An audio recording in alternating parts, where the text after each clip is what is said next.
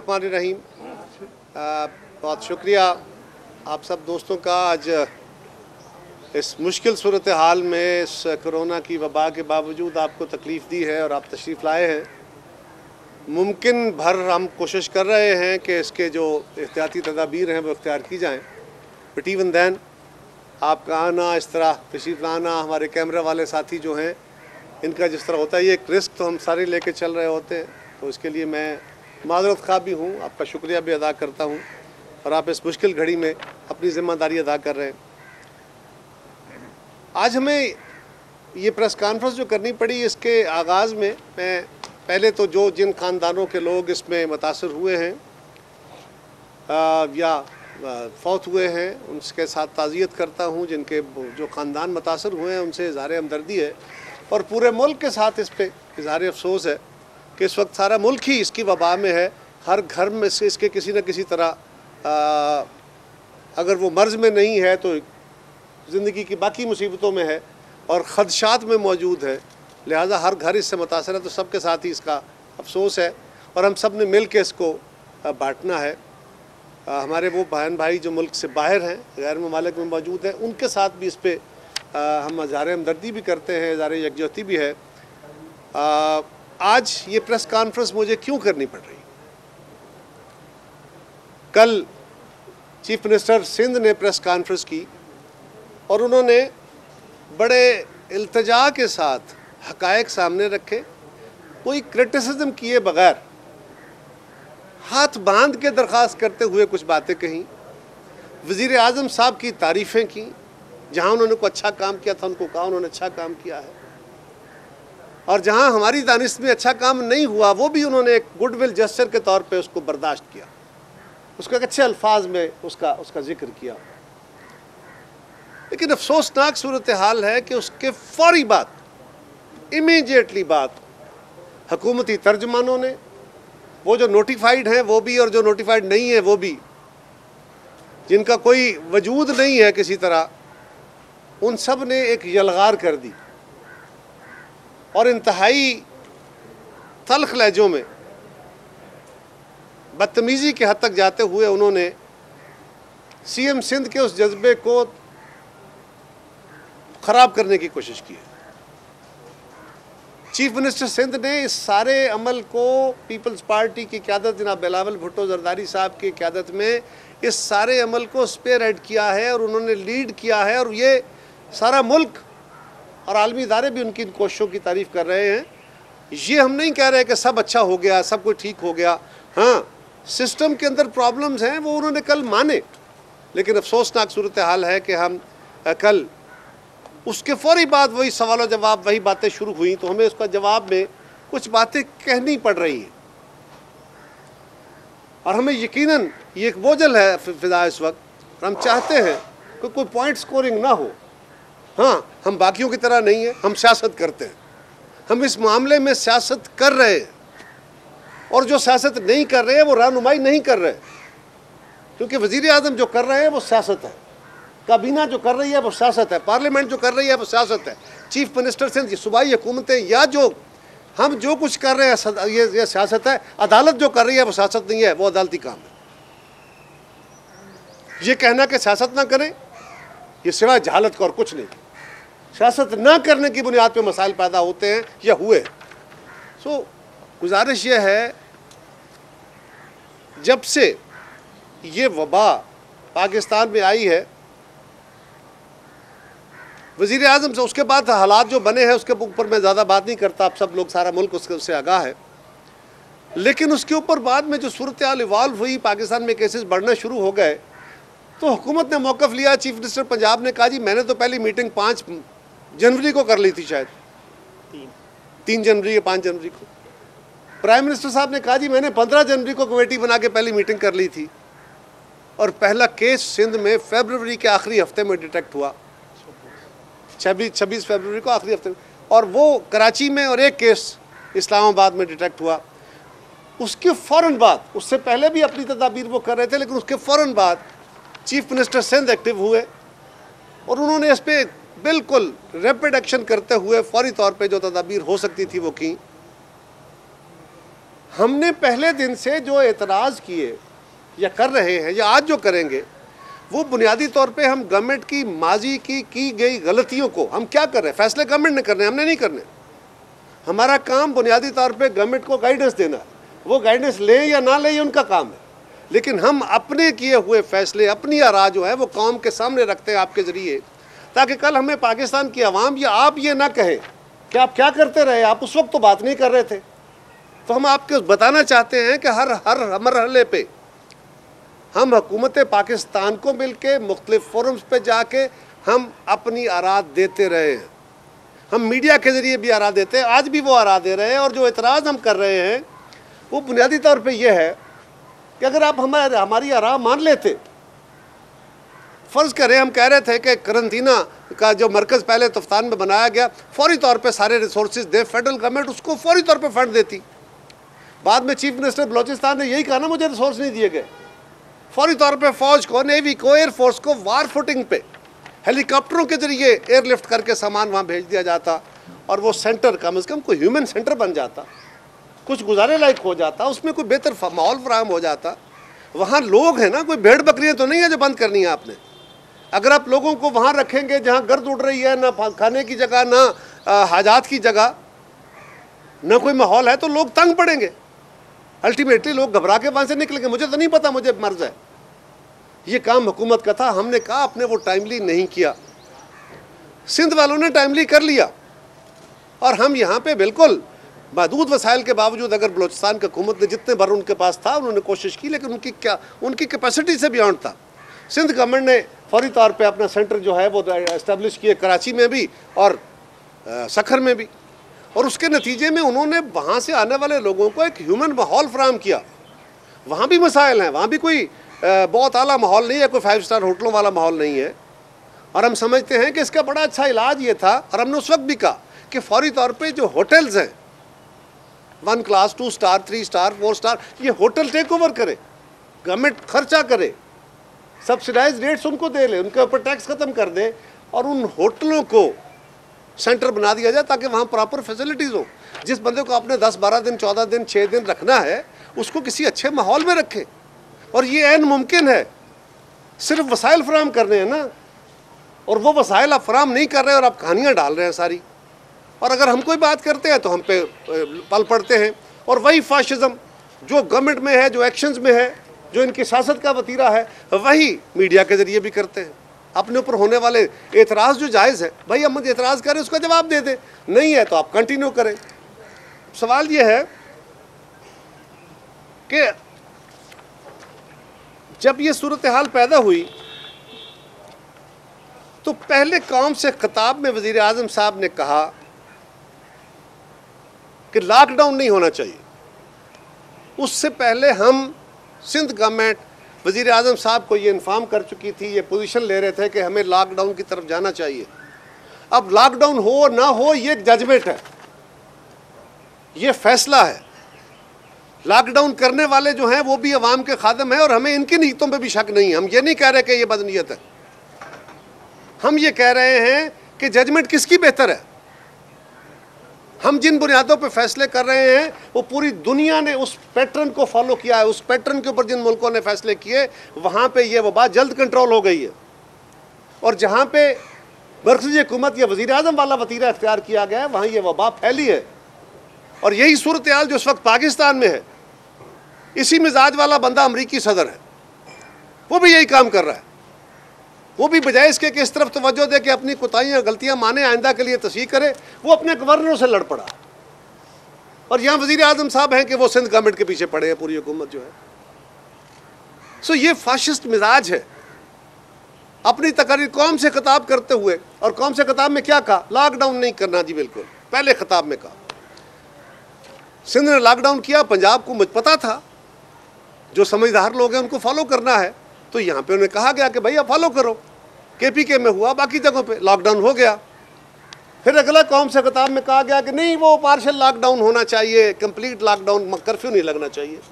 फिर नई इस्तलाह आ गई, और फिर कहा गया कि जी बलोचिस्तान के CM ने बड़ा काम किया, उसकी तारीफ़ की। सिंध की हुकूमत के बारे में एक लफ्ज़ आज तक, हम तो फिर भी कहते हैं कि फेडरल गवर्नमेंट अच्छा किया तो बिस्मिल्लाह, अच्छा किया तो अच्छा किया, कल सीएम सिंध ने बाकायदा प्राइम मिनिस्टर का नाम लेके शुक्रिया अदा कर दिया। अरे यार, को ज़बान नहीं घिस जाती? अगर सारी दुनिया कह रही है, आप कहते हैं कि जी ठीक है और बेहतरी करने की ज़रूरत है, पर सीएम सिंध का नाम ले लेते, कोई कुछ ना फ़र्क पड़ता। लेकिन ये मिजाज बताता है कि मिजाज है क्या। तीसरी चौथी, एक लगातार एक वज़ीर आज़म का मौक़िफ़ है, कुछ और बड़े ताकतवर लोगों का मौक़िफ़ है कि लॉकडाउन नहीं होना चाहिए। हमारा व्यू है कि जो दुनिया कर रही है इसके बेहतर नताइज आए हैं, और पाकिस्तान में अगर फैलाव नहीं है, अब ये कहा जा रहा है, डॉक्टर्स बता रहे हैं, फिगर्स बता रहे हैं, हुकूमतें बता रही हैं कि 54% कल तक 54% स्प्रेड जो था, जो डाटा कल का है, लोकल ट्रांसमिशन हो रही है। यानी लोकल ट्रांसमिशन से मुराद है कि जो लोग यहाँ आए थे पहले तो बाहर से आए, लेकिन अब लोकल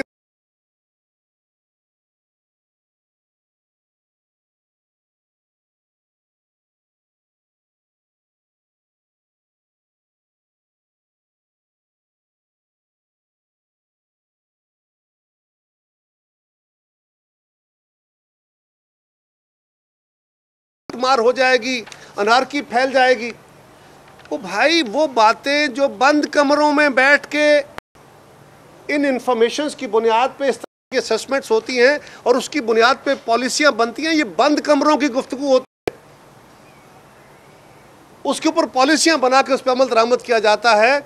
अगर मुल्क का वजीर आज़म कौम से खिताब में ये बातें कहेगा तो फिर सूबाई हुकूमतों की बात कौन सुनेगा? फिर लोग उस पर क्यों तवज्जो देंगे?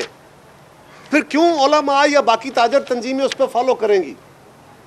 ये बात दुरुस्त है कि हमारे मुल्क में वसाइल कम है, कोई शक नहीं है इसमें, हमें भी पता है। लेकिन वो वसाइल मरकज़ी हुकूमत के पास भी हैं, सिंध के पास भी कम है, पंजाब के पास भी कम है, बाकी सूबों के पास भी कम है। लेकिन सूबाई हुकूमतों से निस्बतन ज़्यादा वसाइल मरकज़ के पास होते हैं। वो नहीं किए गए, प्रिवेंशन नहीं की गई। क्या हुआ? डीजी खान में क्या हुआ? वहाँ अपने लोगों को रखा, वहाँ आपने यही तबाही फेर दी। मुल्तान में क्या हुआ? वहाँ रखा तो वहाँ 49 डॉक्टर्स और पैरामेडिक्स जो हैं वो से मुतासर हैं। पूरे मुल्क में कोई 109 के करीब डॉक्टर्स हैं जो पैरामेडिक्स हैं, इससे मुतासर हुए हैं। उस पर भी बात करता हूँ मैं, लेकिन गुजारिश ये है कि क्या काम करने की ज़रूरत थी अपोजिशन को गालियाँ देने की? जो बातें हमने कही उसमें कौन सी हमने गलत बात कही? हमने कहा आपने ये टाइमली फैसले नहीं लिए, अब ले लें। आज भी हम अगर माजी का जिक्र कर रहे हैं तो हम इसलिए कह रहे हैं कि आपने उस वक्त ये फैसले नहीं किए थे। मार्च के पहले हफ्ते में जब ये वबा फैली और ये था कि जिस वबा फैलनी शुरू हो गई है तो लोगों को हमें देना पड़ेगी सपोर्ट, गरीब मुल्क हैं। तो मैंने पहले हफ्ते में रिकॉर्ड पे हूँ, मैं बार बार प्रोग्रामों में बैठ के कहा कि खुदारा ये जो राशन सप्लाई का काम है बहुत मुश्किल है, कोई दुनिया का निज़ाम ले आए, राशन सप्लाई ट्रांसपेरेंटली हो जाए लोगों की तसल्ली के मुताबिक, ये मुमकिन नहीं है। इसमें लोगों का एहतजाज रहेगा, गुर्बत है, इससे मुतासरा लोग भी होंगे जो अदरवाइज़ गरीब हैं, वो भी हैं। पहले ही इस मुल्क के अंदर 25% लोग हैं जो 2 टाइम रोटी खाने से तंग हैं। सो वहाँ पे मुमकिन नहीं है आसानी से, आपके पास पैराफर्नीलिया नहीं है, जो है वो करप्ट है, ये बात दुरुस्त है। लेकिन मैंने कहा कि आपके पास एक विकल्प मौजूद है और वो बेनज़ीर इनकम सपोर्ट प्रोग्राम है। उसके नाम बदलते रहे, उसके तस्वीरें बदलते रहे, जो मर्जी करते रहे, लेकिन अल्टीमेटली आपको बोर्ड लगाने पड़े ना लिख के हकायक पे कि इस सेंटर के अंदर वही लोग आए हैं जो बेनज़ीर इनकम सपोर्ट प्रोग्राम से बेनिफिशरी हैं, लगाने पड़े ना आपको। लेकिन मैंने कहा कि भाई वो डाटा आपके पास मौजूद है। फिर वो मुस्लिम लीग के दौर में वो रीसर्वे हुआ, रीवेरिफिकेशन हुई उसकी, और उसके बाद इस गवर्नमेंट ने आके उसको दोबारा स्कैन आउट किया, बड़ा अच्छा किया। जो लोग निकले नहीं निकले, क्या हुआ, आपके पास थोड़े पैसे थे, आपने पॉवर्टी स्कोर कार्ड, पॉवर्टी सर्वे के मुताबिक जो सारी दुनिया में माना गया, तारीफ़ें हुई।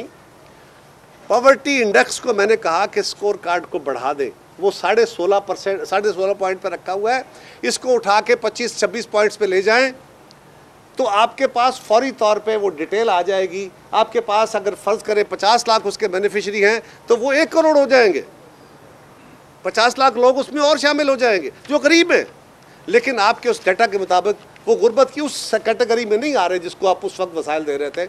अब एक स्पेशल सूरत हाल है और उसके लिए मौजूदा चेयरमैन साहबा ने जो पहला निज़ाम था, जिसमें इजी पैसा का भी था, जिसमें मोबाइल बैंक्स का भी था, जिसमें बाकी जो बैंक्स हैं उनको भी तकसीम के अमल में शामिल रखा गया था, इन्होंने आके उसको बैंक अल फलाह और बैंक अल हबीब 2 बैंकों को दे दिया गया।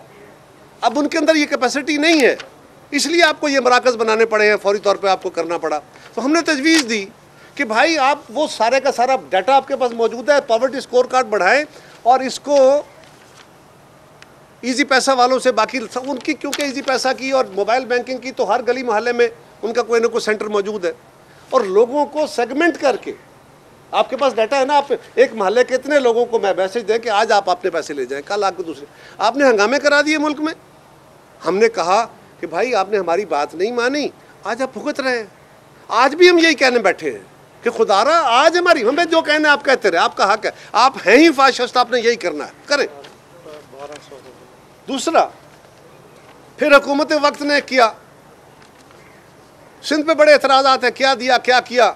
जब सिंध को तारीफें होने लगी तो उस पर तकलीफ हो गई।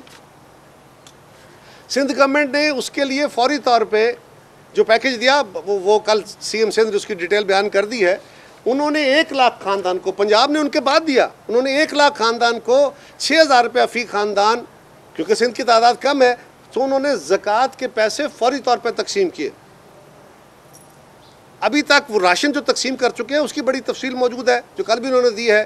और उन्होंने 2 तरह का राशन की तकसीम की तफसील है, एक वो जो डिस्ट्रिक्ट मैनेजमेंट के ज़रिए जा रहा है, और दूसरा वो राशन जो सिंध गवर्नमेंट ने मुख्तलिफ फिलंथ्रोपिस्ट ऑर्गेनाइजेशंस के साथ मिल के एक पूल बनाया है, और जिसमें वो डाटा शेयरिंग करते हैं कि कौन कौन से इलाके में, वो भी कर रहे हैं। उन्होंने कुछ 3.5 लाख के करीब ख़ानदानों को वो तंजीमों ने दिया है, सिंध गवर्नमेंट ने दिया है, उसकी लाखों की तादाद में नंबर है, वो मैं पूरे आपको डिस्ट्रिक्ट वाइज मौजूद है, मैं देता हूँ आपको। लेकिन सवाल ये था कि उन्होंने कहा कि हमें बेनज़ीर इनकम सपोर्ट प्रोग्राम का डाटा दे दीजिए। 12 दिन तक वो डाटा नहीं दिया गया। इस पे बाकायदा सिंध के मिनिस्टर्स शोर करते रहे। फिर कहा गया कि जी वो इंटीरियर से क्लियर होगा, फिर कहा गया जी पैमरा नहीं मान रहा जी, अच्छा जी पैमरा से क्लियर साथी देते हैं ताकि जी कहीं सिंध लीड ना ले जाए। और भाई इसमें आप लीड ले लेते, उनको लीड लेने देते, जो भी करे करने दें।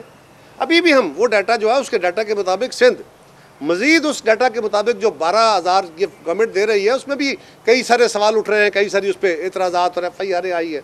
मैं उस पर बात आज नहीं करना चाहता, वो उस मुतराज़ा अमूर की तरफ नहीं जाना। लेकिन वो भी आपने लोगों को क्या किया, फिर आपने एक पैकेज दे दिया कि जी वो पैकेज है जो गवर्नमेंट ने, हुकूमत वक्त ने दिया है, और उस पर बड़ा ढोल बजाया जा रहा है।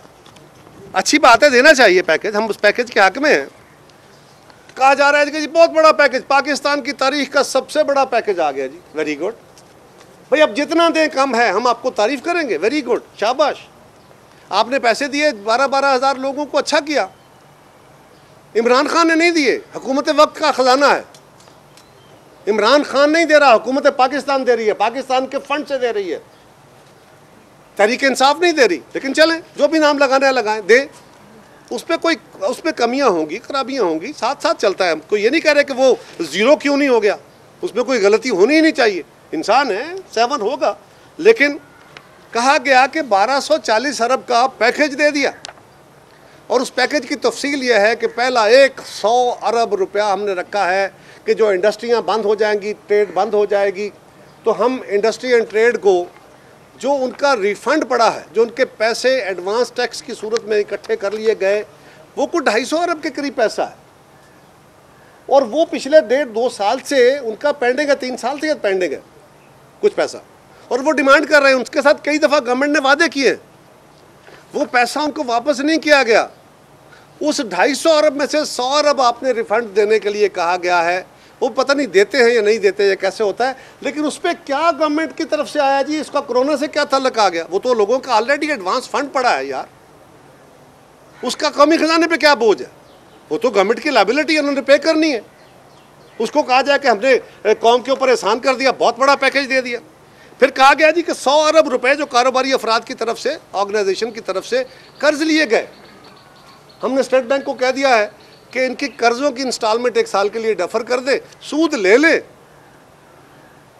लें, कर्जे डफर कर दें। 100 अरब रुपए इसमें रखा, क्यों, क्या करेंगे आप उसमें, क्या आप उनका सूद अदा करेंगे? क्या आप उनकी इंस्टॉलमेंट्स अदा करेंगे? भाई इस पे क्या बजट का आपका ताल्लुक है? इंस्टॉलमेंट वो नहीं देंगे, अगले साल में दे देंगे, और जो सूद है वो खुद अदा करेंगे। तो आप उसका क्या, उसका कोरोना के साथ क्या ताल्लुक आया? यानी वो रिलीफ कहाँ से आएगा उसका? यानी जो बजट के ऊपर over and above the budget amount आपने निकाल दिया वो कोरोना की है ना, वो हम समझेंगे कोरोना के लिए आपने पैकेज दिए। फिर आपने कहा जी कि 260 अरब रुपए का गंदम की खरीदारी करें। हर साल एक स्ट्रेटेजिक रिजर्व खरीदा जाता है, हर गवर्नमेंट खरीदती है, हर साल के उस पैकेज को जो गंदम की खरीदारी में इस्तेमाल होना है, आपने कहा जी ये कोरोना पैकेज का हिस्सा है। वही तो पिछले साल क्या किया था? उससे पिछले साल क्यों खरीदा था? क्या उस वक्त कोरोना के लिए खरीदा था? ये साल नहीं खरीदना था जो आप अपने कोरोना के लिए के नाम पे डाल रहे हैं। तो ये बड़ी अफसोसनाक बात है कि आप कम से कम कौम से सच बोलें। हम सिर्फ ये कह रहे हैं। इसी तरह कह रहे 75 अरब रुपया तेल की कीमत कम करने पे खर्च हो गया। वो भाई आलमी मंडी में तेल की कीमतें गिरी हैं, हुकूमत वक्त को 150 अरब से ज़ायद का फ़ायदा हुआ है। वो 150 अरब आपके बजटेड अमाउंट से ओवर एंड अबव है जो आलमी मंडी में तेल की कीमतों की वजह से हुआ है।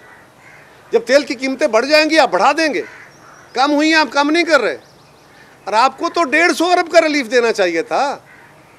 75 अरब का रिलीफ दे के आप 75 अरब बचा रहे हैं। चले कर लें, गवर्नमेंट के पास रिसोर्स कम है, लेकिन ये तो झूठ ना बोलें कि हम उसमें पैसे डाल रहे हैं, हमारा नुकसान हो रहा है। उसमें कोई आप पैसे दे रहे हैं, आप फिर भी पैसे कमा रहे हैं। इसी तरह कहा गया कि 30 अरब रुपए छोटे सार्फिन के बिजली और गैस के बिल 1 महीने के लिए मौखर कर देने हैं, हमने कहा है, और वो अगले महीनों में किस्तों में वो अदा करेंगे। वो कंज्यूमर्स वो बिल अगले महीनों में अदा करेंगे। तो 1 महीने के लिए वो बिल डेफर करने से हुकूमत पाकिस्तान पे क्या बोझ आ गया? उसका 30 अरब आपने डाल दिया। वाह भाई, क्या क्या खूबसूरत कैलकुलेशन है। फिर कहा गया जी कि 200 अरब रुपए उन मजदूरों के लिए रखे हैं जो बेरोजगार हो जाएंगे और मुलाजमतों से निकाल दिए जाएंगे, उनको हमने सपोर्ट देनी है। कोई उसका डाटा दिया आपने कि कितना मजदूर है, कितना आपके पास रजिस्टर्ड मजदूर है, कितना अनरजिस्टर्ड है, उसका कोई डाटा इकट्ठा किया? एक अजम्पटिव फिगर रखा आपने।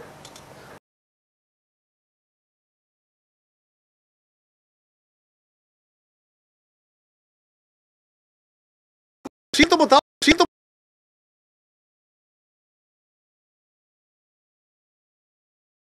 तो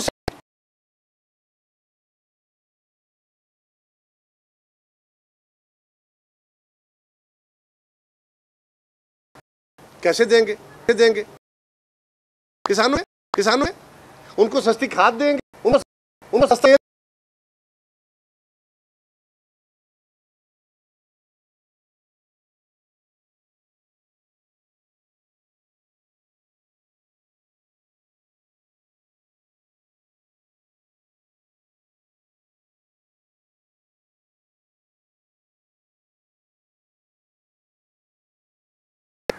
₹150 अरब रुपए जो बेनज़ीर इनकम सपोर्ट प्रोग्राम के जरिए कि जो डेली वेजर्स हैं या जो गरीब लोग हैं हम तकसीम करेंगे, उसमें से आपने पैसे देने तकसीम करने शुरू किए हैं। जो पहले कुछ तो यह है कि पहले कई महीनों की किस्तें रुकी हुई थी, जो आपने स्कैनिंग के नाम पे सारा ही प्रोग्राम रोका हुआ था, वो पैसा आपके पास था जो बजटेड है, और कुछ नए लोग उसमें शामिल हो रहे हैं जो बजट पे ऊपर खजाने पे बोझ आएगा, यकीनन आएगा। सो ये इतना फिगर नहीं होगा। और अभी भी आप क्या कर रहे हैं? आप 1000 रुपया बढ़ा रहे हैं, बड़ा अच्छा कर रहे हैं, और जितनी कैपेसिटी और बढ़ाइएगा उसको। लेकिन 1000 रुपया महीना बढ़ा के आपने अगले 4 महीनों की इंस्टॉलमेंट इकट्ठी करके दे दी, तो वो तो आपके बजट अमाउंट में गई, मेजॉरिटी तो बजट अमाउंट में से गई, लेकिन कुछ over and above the budget भी होगी, तो वो कैलकुलेशन में ज़रूर आएगा, बोझ आएगा आपको और बेयर करना पड़ेगा। वो जितने का भी है अच्छी बात है, हम चाहते हैं और इसको सपोर्ट करें। हम ये बाकी फिगर्स भी इसलिए कह रहे हैं कि भाई ये फिगर हवा में ना लहराए। ये फिगर आप लोगों को क्वारंटीन करने के लिए आप कह रहे हैं जी, जो बाहर से लोग आएंगे गैर ममालिक में, जिनके पैसों से तो आपको बड़ी गर्ज है, अपीलें तो आप उनसे बड़ी करते हैं, वहाँ से लोग आएंगे तो उनको आके अगर वो क्वारंटीना सेंटर में रहेंगे तो अपना खर्चा देंगे। तो भाई उनके लिए रख लो, उनके लिए और पैसे दे दो। वो आपके ओवरसीज पाकिस्तानीज वही हैं जो आपके पैसे भेजते रहते हैं। इसी तरह यूटिलिटी स्टोर्स के लिए 1240 में से 50 अरब रुपए रखा गया। बड़ी हैरानगी की बात है। पिछले साल यूटिलिटी स्टोर्स कारपोरेशन ने पूरे साल में 26.5 अरब रुपए की सेल्स की है। 26.4 कुछ है, साढ़े पूरे भी नहीं है। 26.5 अरब रुपए की सेल करने वाला इदारा इस साल इन महीनों में 50 अरब रुपए का सामान देगा। क्या मुफ्त देगा? जो इदारा पूरे साल में 26.5 अरब रुपए की सेल करता है उसकी कैपेसिटी कितनी होगी? वो डबल का सामान अगर मुफ्त भी दे, जीरो मुफ्त दे तो भी 50 अरब का सामान नहीं दे सकता वो। ऊपर से आपने रमज़ान पैकेज रख दिया, आज फिर अनाउंस किया है, पहले कुछ 6 दिन पहले भी अनाउंस किया, आज फिर अनाउंस हुआ है कि 2.5 अरब रुपया हम रमज़ान पैकेज में यूटिलिटी स्टोर्स को दे रहे हैं सस्ता सामान देने के लिए। ओ भाई, कौन कौन सा सस्ता सामान इसके जरिए देना है? क्यों कौम को इस तरह बहका रहे हो? हकायक के मुताबिक बातें करो। अगर हम सवाल कर रहे हैं तो हमें गालियां देनी है तो दी भर के दे लो यार। वैसे तो वो कहते हैं कि तुम वो तो नहीं हो यार जिसके लिए उसने कहा था ना शायर ने कि कितने शीरी हैं तेरे लब के रफ़ीक, गालियां खा के बेमज़ा न हुए। तुम वो नहीं हो, लेकिन फिर भी चलो गालियां देने का शौक है, दे लो, लेकिन कुछ हकायक के मुताबिक बातें तो कर लो। हम तो ये कह रहे हैं हमारा मकसद कोई आपको रोकना नहीं है, फैसले आपने करने हैं। हम कौम के सामने हकायक रख रहे हैं। अभी इसके बाद आएंगे हुकूमती तर्जुमान, खोले जाएंगे, जाओ भाई और जाके गले पड़ो, गालियाँ दो। भी गालियाँ पढ़नी शुरू हो गई होंगी, बिस्मिल्लाह, हमें आदत हो गई है खाने की आपकी गालियाँ। क्योंकि इस मुल्क में जो रवायत आपने दर्ज की है या रवायत शुरू की है, अल्लाह ही खैर करे इस मुल्क की। अब अच्छा, फिर 50 अरब रुपए कोरोना से मुतल्लिक सामान और मशीनरी की खरीद व फरोख्त के लिए रखा है। अच्छी बात है, ये पैकेज होना चाहिए, लेकिन इससे अलावा 25 अरब रुपया NDMA को दिया गया है जिससे वो ख़रीद रहे हैं ये वेंटिलेटर्स भी और किट्स भी और सारा कुछ, और वो पैसा बिल्कुल उनको और देना चाहिए ताकि वो जल्दी सामान खरीद सकें, प्रोक्योर कर सकें। फिर 100 अरब रुपया रखा गया है उस पैकेज में कि अनफोर्सीन है, किसी वक्त किसी जगह ज़रूरत पड़ सकती है उसका खर्चा। ओ भाई, ये पैकेज क्या किसी जगह से आपने अप्रूव कराया है? ये क्या असेंबली से पास हुआ है? जिस तरह आपने अभी पैकेज दिया, इसी तरह जब ज़रूरत होगी इसमें इन्हांस कर लेना। तो ये फर्जी फिगर डाल के तुम कौम के सामने 1240 अरब का इतना बड़ा तारीखी पैकेज दे दिया। हम खामोश थे, हम नहीं बोल रहे थे इस पर, थोड़ी बहुत बातें कर दी, हमने कहा चलो छोड़ो। लेकिन आज हमें बात करनी पड़ी कि यार हम जो बातें ये कर रहे हैं, हम कह रहे हैं हकायक कौम के सामने रखो, और बंद कमरों में बैठ के पॉलिसियाँ बनाने के लिए होने वाली जो इंफॉर्मेशन शेयरिंग होती है, वज़ीर आज़म साहब, वो कौम से खिताब में शेयर नहीं की जाती। उससे कौम इंसाइट होती है, उससे लोग जज्बाती होते हैं। जिसके घर में भूख होगी यकीनन वो लड़ने को आएगा, उसको तरले से भी रोकना होगा, उसको हिकमत से भी रोकना होगा। लेकिन अगर वज़ीर आज़म कह रहा है कि नहीं रुकेंगे और वज़ीर आला कहे कि रुकेंगे, तो क्या होगा? ये एक अज़ाब आया हुआ है। इसी तरह फिर हमने कहा कि डॉक्टर्स को, ये तो हमारे सब, ये हमारे फ्रंट लाइन सोल्जर्स हैं, फ्रंट लाइन सोल्जर्स हैं। ओ भाई, वो तो हैं, उनके साथ कर क्या रहे हो? आज तक पाकिस्तान में अब तो किटें बननी शुरू होगी ना। ये मास्क मैंने भी लगाया हुआ, आपने भी लगाए हुए, सब ने। तो ये मार्केट में महंगे सही मार्केट में अवेलेबल है। किट्स पाकिस्तान में बन रही हैं, PPE किट्स बन रही हैं। आप ये मुस्लिम लीग वालों ने भी, हमारी जमात वालों ने भी, सिंध वालों ने भी, हम हमारी डिस्ट्रिक्ट की तंजीमें भी, बाकी जमातें भी, ये ले के लोग डॉक्टर्स को दे रहे हैं। खुद जाके डॉक्टर्स की तंजीमें भी सुना है कुछ खरीद रही हैं। तो क्यों नहीं फेडरल गवर्नमेंट ने इस मामले को आज तक, जिस तरह हम अप्रिशिएट करेंगे कि अगर हुकूमत की तरफ से वज़ारत साइंस एंड टेक्नोलॉजी ने ये जो वेंटिलेटर्स बनाने का काम किया, अगर वो कामयाब हो जाता है तो चलें, कामयाब हो या ना, अल्लाह करे हो जाए। अगर उसमें फौरी कामयाबी नहीं भी होती, अल्लाह ना करे ऐसा हो, अल्लाह करे कामयाबी हो, लेकिन एक एफर्ट है। तो ये तो वैसी एफर्ट नहीं थी, इसका क्यों नहीं जल्दी काम कराया गया? अब मसला क्या है? कहा जाता है जी जो डॉक्टर्स इस काम में शामिल हैं उन सबको तो जी हम सामान दे रहे हैं। वो भाई जो क्वारंटीना सेंटर में हैं, जो आपके इन वार्ड्स में हैं जहाँ पे आपने इनके मरीज रखे गए हैं, उन डॉक्टर्स को तो आप सामान दे रहे होंगे। लेकिन अस्पताल के अंदर जो मरीज़ आ रहे हैं, डॉक्टर बैठे हैं, डॉक्टर का, पैरामेडिक्स का उनके साथ कांटेक्ट हो रहा है, किसको पता है कि ये मरीज़ है कि नहीं? अब डॉक्टर उसको चेक कर रहा है, प्रॉपरली प्रोटेक्टेड नहीं है, पैरामेडिक्स उसका टेस्ट कर रहे हैं, उसको लेके जा रहे हैं, उससे इन्वायरमेंट में काम कर रहे हैं। अब वो आम अस्पताल है, आम वार्ड है, इमरजेंसीज हैं या ओपीडीज हैं, जो भी हैं, ये बाकी अस्पताल में लोग आ रहे हैं जा रहे हैं, अब वो ज़्यादा खदशे में हैं। इसका मतलब है कि उनको ज़रूरत नहीं है, जब बीमार हो जाएंगे तो फिर कहेंगे अच्छा इनका इलाज कर लेते। तो ये डॉक्टर्स का क्या मुतालबा है? डॉक्टर्स का मुतालबा ये है कि अस्पतालों में काम करने वाले डॉक्टर्स को पीपीई किट कोई महंगी नहीं है यार, कोई खर्चा नहीं है इस पर। हमें पाकिस्तान का जो भी खर्चा रोकना पड़े रोक देना चाहिए। और यही 1240 अरब में से ये 100 अरब आपने रखा हुआ है, 50 अरब रखा हुआ है, 200 अरब रखा हुआ है, पता नहीं कितने 100 अरब आपने फर्जी डाले हुए। इनमें से जो पैसा अभी आप कह रहे हैं कि हमें बाहर से पैसा, बड़ी अच्छी बात है, आपको मिले, हम सपोर्ट करेंगे। यकीनन इकॉनमी पे बहुत बड़ा बोझ है, यकीनन बहुत बड़ी तकलीफ़ है, लेकिन हुकूमत वक्त से पैकेज मांगने वालों से मैं ये कहूँगा कि आप भी खुदा का खौफ करें। जिन मिलों ने आपके असासे बनाए हैं, आपके बैंक बैलेंस बनाए हैं, आपकी कोठियाँ बनाई हैं, उन कारोबारों में मुनाफे ने आपके 1 से 2 से 10 मिलें बनाई हैं, आपकी जायदादें बनाई हैं। आज अगर आपको उन कारोबारों में कुछ थोड़ा बहुत नुकसान हो रहा है तो उस नुकसान को हुकूमती ख़जाने से मत लें, आप अपने कुशन से उसको बर्दाश्त करें। ये क्या हुआ, कारोबार करना है तो जी ये गवर्नमेंट का काम नहीं है, प्राइवेट सेक्टर करेगा, ये मार्केट इकोनॉमी के साथ बैलेंस होगा। और जब फंसते हैं तो फिर जनाब फौरी तौर पे कि हमें जी अब पैकेज दिया जाए। सो हमारी गुजारिश ये है कि अभी तक सिंध गवर्नमेंट ने राशन की मद में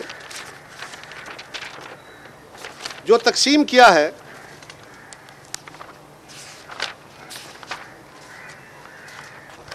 पंद्रह अप्रैल तक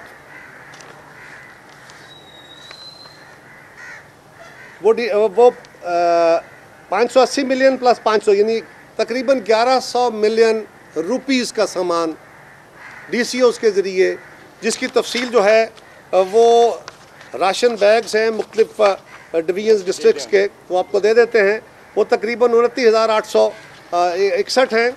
और जो उन्होंने जो ऑर्गेनाइजेशन प्राइवेट सेक्टर की, आम लोग जिस ईदी वाले हैं, छिपा वाले हैं, बाकी और बहुत सारी फिर और बड़े कमाल के लोग काम कर रहे हैं। यहाँ पे भी मैं उनको सलाम करता हूँ उन लोगों को कि इस मुश्किल घड़ी में हर वर्द ने अपने गिरदो नवा में, लोगों ने ज़ाती हैसियतों में चुप करके सामान भी दिया है, पैसे भी दिए हैं। आइंदा भी हमें अपना ये अमल जारी रखने की ज़रूरत है।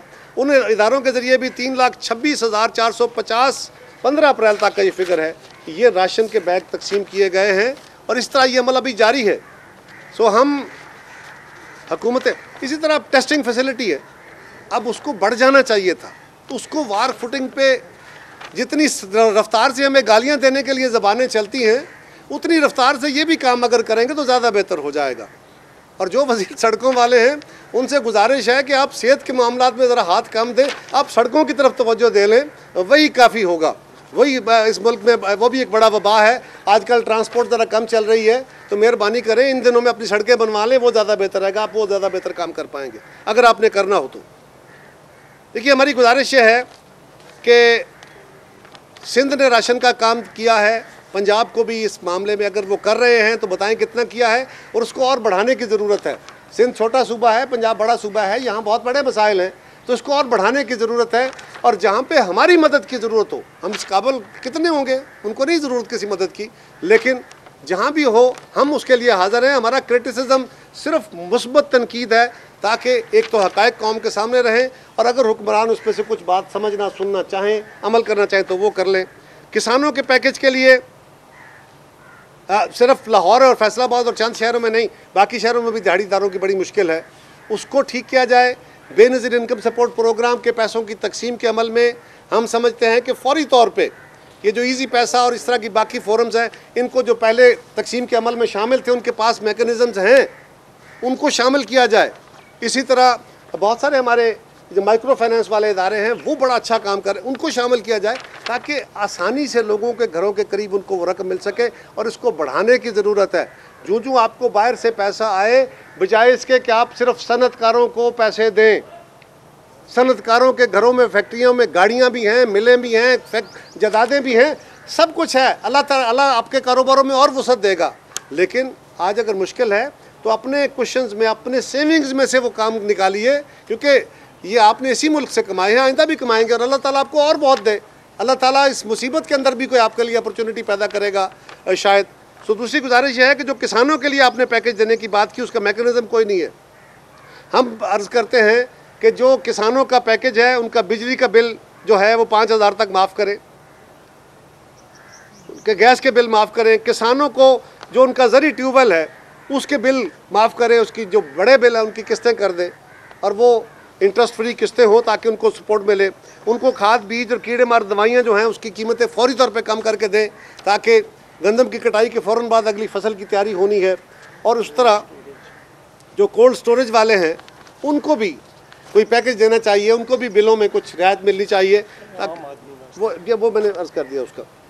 और जो लेबर के लिए आपने पैसे रखे हैं उस पैसे की तकसीम का मेकनिज़म फौरी तौर पे बनाइए। अगर उसमें कोई मसला हो तो जो लोग इस फील्ड के अंदर मुख्तलिफ ट्रेड ऑर्गेनाइजेशंस हैं या ट्रेड यूनियंस हैं उनको शामिल करें, ट्रेड यूनियंस को शामिल करें, उनके नुमाइंदों को, उनके एक्सपीरियंसेस हैं जो हमारी जमातों के अंदर, मुख्तलिफ जमातों में जो हमारे ग्रुप्स काम करते रहे, इस पर एक्सपीरियंस लोग हैं, उनको शामिल करके ये डाटा बनाएं, फ़ौरन इस पर इंटरवीन करें और जहाँ आप अच्छा काम करेंगे हम उसको शाबाश करेंगे। डॉक्टर्स के लिए मैं फिर कहूँगा कि जो आप कह रहे हैं कि हमने 100 अरब रखा हुआ है अनफोर्सिन के लिए, 50 अरब रखे हुए प्रोक्योर के लिए, खुदारा सिर्फ वो डॉक्टर, वो अस्पताल, वो वार्ड नहीं जहाँ पे ये मरीज़ हैं, बल्कि अस्पतालों के अंदर काम करने वाले सारे अमले को ये फैसिलिटीज़ एट लेंथ दें। ये ना हो कि हमारे मसीहा बीमार हो जाएं और फिर इनके इलाज करने हों, तो फिर मसीहा बीमार हुआ तो फिर इलाज कौन करेगा। ये वो गुजारिशात थी। अभी बहुत सारी बातें हो रही हैं लेकिन फिर सही, और मैं फिर कहूँगा आज बारे दिगर दिल के ऊपर बोझ से बातें कर रहे हैं। हमारा मकसद कोई पॉइंट स्कोरिंग नहीं है। ये हकायक वो हैं जो हमारी दानिश्त में, हमारे ख्याल में हैं। हो सकता है ऐसा ना हो, लेकिन गवर्नमेंट इस पर तवज्जो दे। हम चाहते हैं कि इसकी तरफ तवज्जो दे के इनमें से अच्छी आरा को कबूल करें। ये आपकी अना का मसला नहीं है। आपने अल्टीमेटली BISP को, बेनज़ीर इनकम सपोर्ट प्रोग्राम को ही वेकल माना ना, मानेंगे। नाम हटा देने से कुछ नहीं होगा। आपने कहा मैंने ई एजुकेशन शुरू कर दिया है, नया चैनल लॉन्च हो गया, नया एक विजन दे दिया है वज़ीर आज़म साहब ने। वो भाई जो काम आज से 30 साल पहले मोहतरमा बेनज़ीर भुट्टो शहीद अपने दौरे हुकूमत में ई एजुकेशन का एजुकेशन चैनल बना के, राना शेख उस वक्त होती थी हमारी MD PTV और ऑन मोहम्मद रिजवी साहब जनरल मैनेजर थे इसके पहले, और ये बाकायदा H9 में पूरा इसका सेंटर बना था, एक नया चैनल बना था। वो सारा सेंटर मौजूद है। बाद में आने वाली हुकूमत ने उसको उस तरह जारी नहीं रखा, अनफॉर्चुनेटली वो तो प्रॉपरली ना रह सका। तो अब अगर आपने उसको दोबारा उसका झाड़ पूछ की है, उसमें बेहतरी की, तो अच्छा किया, शाबाश, वेरी गुड, करें। लेकिन अगर उनका नाम ले लेते या ये बता देते कि जो ख्वाब आप आज दे रहे हैं, जो विजन आज आपका है, वो 30 साल पहले मोहतरमा का था। जो बेनज़ीर इनकम सपोर्ट प्रोग्राम आपके पास वाहिद ज़रिया है ट्रांसपेरेंट, जो आज आप सोच रहे हैं, ये 2008 में पीपल्स पार्टी कर चुकी है। बीबी शहीद का अपने मरने से पहले का ख्वाब था। तो जो किसी ने अच्छा किया था उसके लिए उसकी दो बोल देंगे तो आपको भी उसका फ़ायदा ही होगा। वतन कार्ड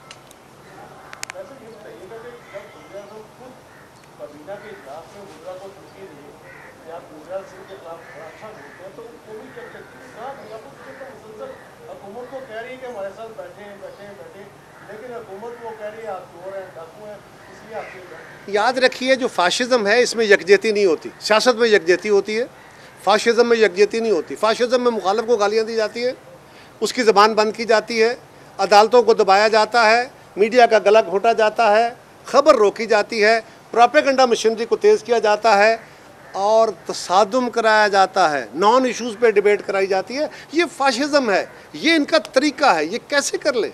इसलिए वज़ीर आज़म साहब खुद थपकियाँ देते हैं।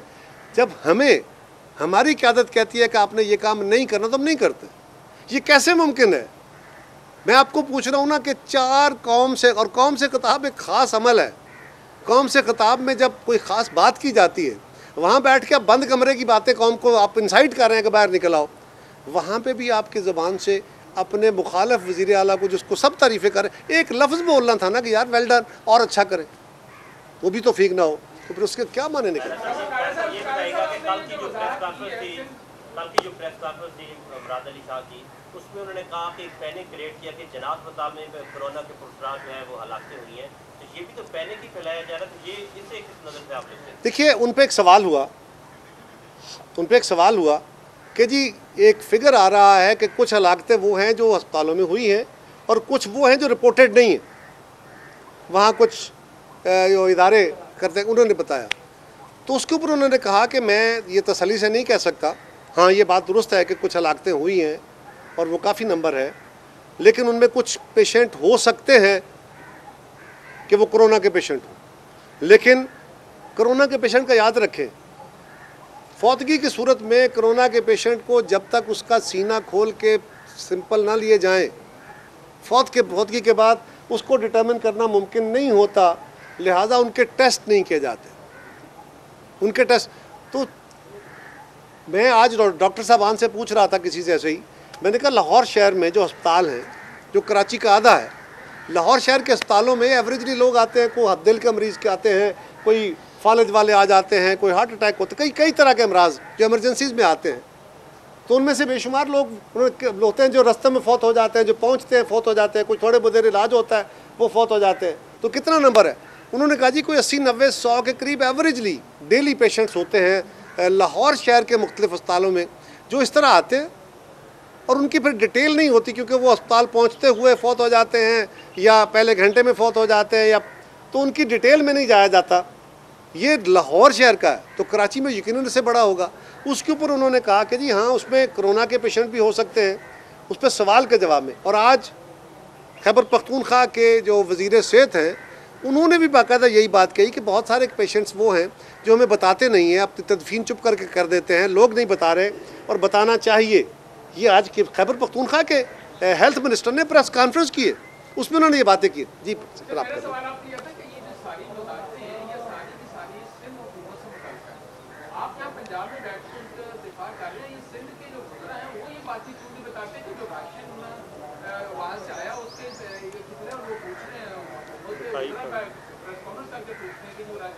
वो राशन की तफसील बताते हैं। कल ये तफसील वज़ीर आला सिंध ने बताई भी, और सब जो मीडिया के लोग थे उनको बाकायदा उसकी ये फिगर जो ये डॉक्यूमेंट है ये उनमें शेयर भी किया। और ये मेरे पास जो डॉक्यूमेंट है वो अदालत में भी भेजा गया, अदालत में वो मौजूद था, पता नहीं शायद जज साहबान के सामने उस वक्त ना पेश हुआ होगा, जिस पे एक अजम्पटिव फिगर आ गया। उन्होंने कहा जी पता नहीं 8 अरब कहाँ से आया। तो हम क्योंकि फेडरल पार्टी हैं जी, चंद बातें उनकी हद तक हैं, और अगर सिंध की गवर्नमेंट अच्छा काम किया उसको फॉलो करना चाहिए, तो हम ये बातें कर रहे हैं। पैकेज की हद तक तो चंद बातें मैंने कही हैं, कितने राशन के बैग उन्होंने तकसीम किए हैं, तो ये उनका एक अच्छा काम है। अगर वज़ीर आज़म साहब उनको तौफीक नहीं होती कि उनकी तारीफ़ कर दें, चले हम ही कर दें यार, शाबाश तो देनी चाहिए ना। मैं उस पर बात करता हूँ।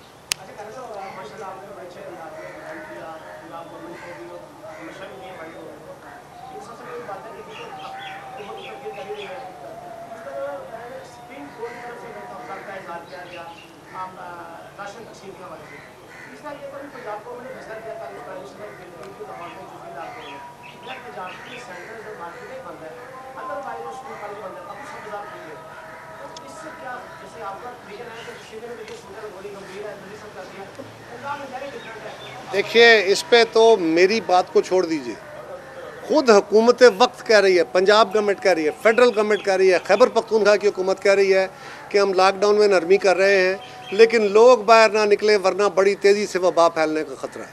ये वज़ीर आज़म साहब कह रहे हैं, मैं नहीं कह रहा, मेरी बात को छोड़ दें। सो खदशा तो मौजूद है।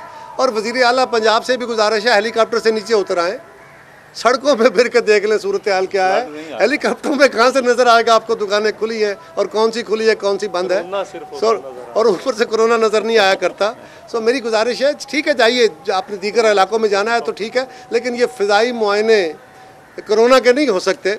मेरी गुजारिश सिंपल इतनी है, सुप्रीम कोर्ट को जी मैं बड़ी दस्तबस्ता, मुझे बहुत एहतराम है जज साहबान का, और लेकिन मैं समझता हूँ कि हमारी अदालतों को जो एग्जेक्टिव के काम हैं उनको, अगर कोई गैर कानूनी काम होता, अगर कोई आइन से मावरा होता है तो उस पर बात करनी चाहिए। लेकिन ये जो रूटीन के मैटर्स हैं कि हुकूमत वक्त ने क्या फ़ैसला किया, कब किया, और वो दुरुस्त फैसला है, वो सही अगर दुरुस्त फैसला नहीं है और बोनाफाइडी है, कोई चीफ मिनिस्टर अगर अच्छा फैसला करता है, बोनाफाइडी फैसला करता है, दुरुस्त नेक नीति से करता है, वो फैसला गलत हो जाता है, वो जवाबदेह नहीं है। ये ऐसा ही है जैसे कोई जज साहब, जैसे कोई सेक्रेटरी, जैसे कोई जनरल फैसला करता है बोनाफाइडली और वो फैसले का रिजल्ट गलत निकलता तो वो आंसरेबल नहीं होता। इसी तरह ये जो तकसीम का अमल है ये आसान काम नहीं है। मैंने कहा ना कि जो मर्जी कर लें, जितने मर्जी, आसमानों से फरिश्तों के अलावा ही शायद हो सकता है, उसके अलावा तो कोई मैकेनिज्म नहीं है कि लोगों को मुतमईन कर लिया जाए। हाँ, अपने मैक्सिमम एफर्ट पुट करनी है।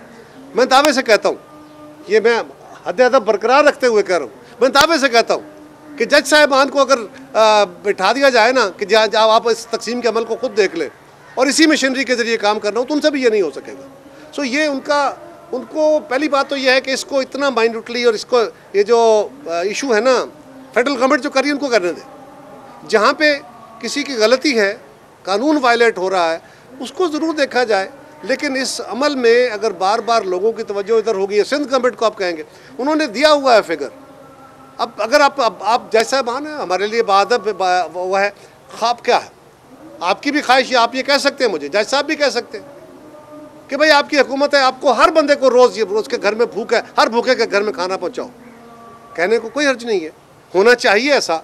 क्या टेक्निकली ये पॉसिबल है, क्या इतने रिसोर्सेज हैं, क्या मैकेनिज़्म है, वो सारा कुछ देखना है। इसलिए एग्जेक्टिव की बहुत सारी वो बातें होती हैं जो जुडिशल ऑर्डर के तहत सारी फौरी तौर पे अमल दरामद नहीं हो सकती। इसलिए हद अदब रखते हुए मैं गुजारिश करूँगा कि वो इससे अगर अपनी जहाँ तक उनका वो स्फीयर है वहाँ तक रहे, काम करें, और जहाँ कोई मामला उनके पास आए कि ये वायलेशन ऑफ लॉ हुई है, कॉन्स्टिट्यूशन की वायलेशन हुई है, वहाँ ज़रूर उसका नोटिस लिया जाए। लेकिन ये माइक्रो इश्यूज़ में जिस तरह इफ्तिखार चौधरी साहब ने और साकिब निसार साहब ने किया था, उसके रिज़ल्ट नहीं निकलते। वो डैम फंड बनता है, डैम हो जाता है, डैम बनता नहीं है।